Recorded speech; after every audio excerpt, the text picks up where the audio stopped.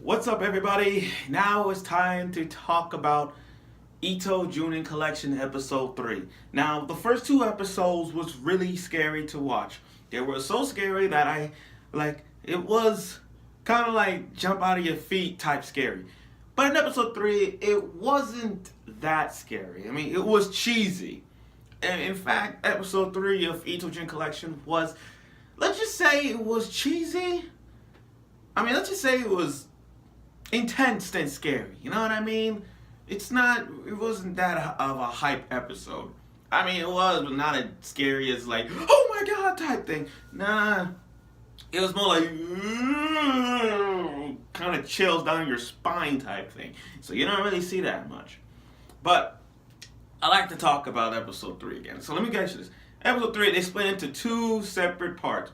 But this episode, they did so much on this episode of one of the first files of the story, and then the second one was kind of like, okay, we have like 9 minutes left. Let's just cut it. Let's just make it short. And that's what they did with the first episode, where they have the psychotic boy covering most of the episode, and then they got the little 5 minutes with the doll. You know what I mean? And that's what episode 3 did. They kind of put emphasis on this collection, on this part of the story, and not much on this one here. So it's hard to talk about more on that second half. But the first half though, okay, it was great. I give that story like a 3 out of 5. But anyway, it starts off with the first file is about a pretty boy going around Crossroads pretty boy thing. And at first glance he looked like now listen, I know deep down we all have the trap thing going on, trap characters. Some of us think it's a girl, some of us think it's a boy. It's one of those reverse traps, and there's a single traps. It's kind of like Hardness. So if you watch Blend S, Blend S with the cafe, they go smile, sweet, this thing, all that stuff. And if you see that one with the gray hair, I ain't gonna spoil it, but if you mention it, I'm not gonna spoil it, but yeah, that's one of those examples of a trap. Or Baka and Tess, or Nambaka, or Fate, Apocrypha, which we all know that's one of those traps. You see what I mean? They get you in the act.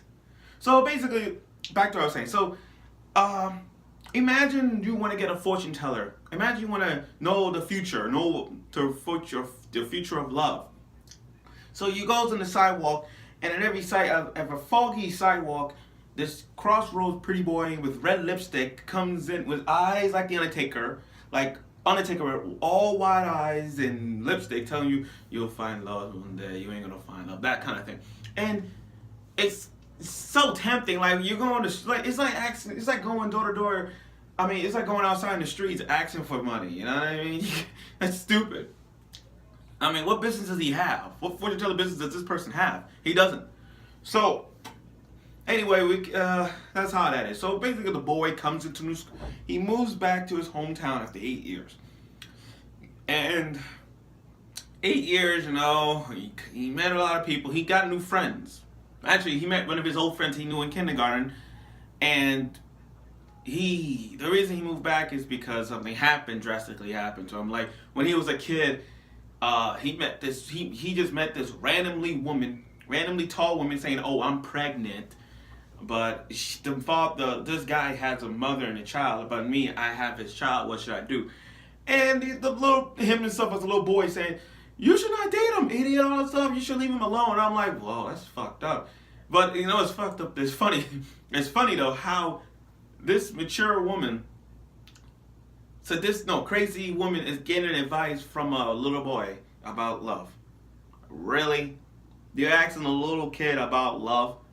They don't know what that is, unless they play Grand Theft Auto or watch hentai or whatever. But still, or fan service shows. But still, you're asking a question about love from a little boy. Or that's just stupid.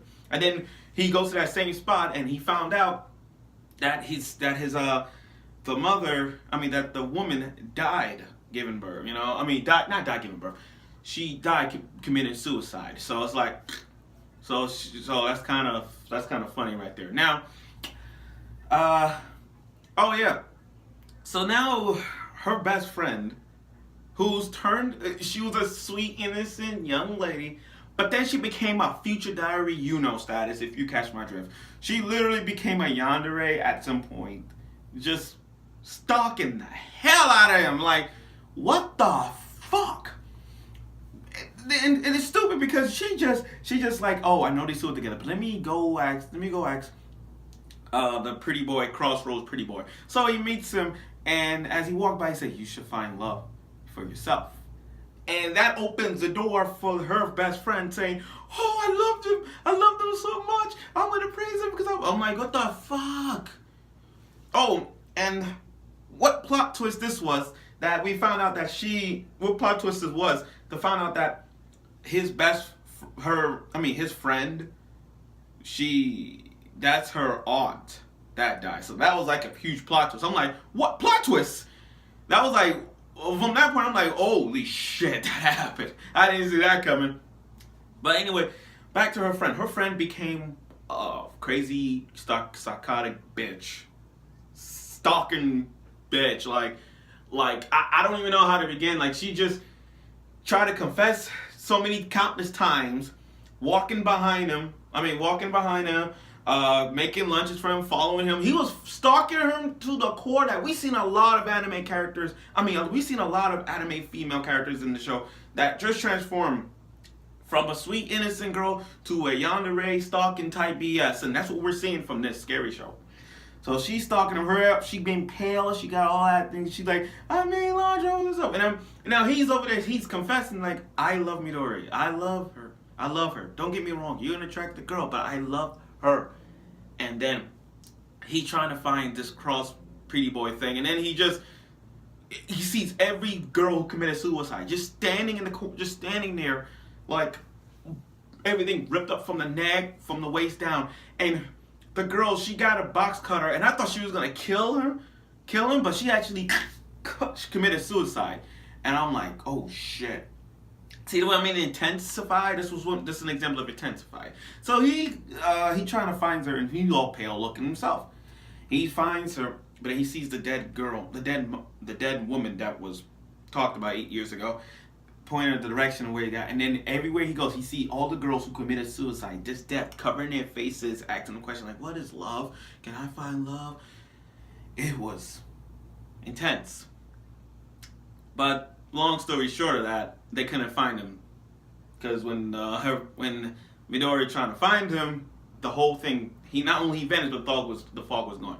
Now, the second half, oh my god, Slug Girl, oh my fucking god, this little, it's like Slug Girl reminds me of Willard, with all the rats around him. That's what it is. And this particular Slug Girl creeps me the fuck out of this episode. Like, dude, I'm like, oh my god, because the whole side of the house was covered in slugs, and then she got all sick and everything. She spit out a slug, came out of her mouth, like, no bullshit. It came out of her mouth. And I'm like, ew. That's something horrific you see in horror movies. Like something come out of their mouth, like, and it's creepy. Oh my god. And so they're like, okay, bathe her in salt, because salt shrinks the slugs, caterpillars, like thing, like scientifically. So they put a whole bathtub of salt. She went into the salt, and then hours later, her head shrunk so much that the slug was there, and the head of that girl became the shell. The shell. Look at this! This is fucking creepy, and it is. The mouth of the head of the girl not only shrunk, but it becomes the shell. And I'm like, oh shit. Like, damn. And then all of a sudden, when it gets closer, its eyes moves. Look at it. It follows you. Are you fucking kidding me? This shit follows you, man. I can't even. I feel like if I go to her house, if we go to her house one day and we see that slug with the head, we all think it's gonna be a shell, but we actually gonna see, like, walking towards it, and it's just like, holy shit, it moved. I'm scared. You don't want to touch that. Trust me, we don't want to touch that. I get goosebumps just looking at that. It's creepy. But that's it.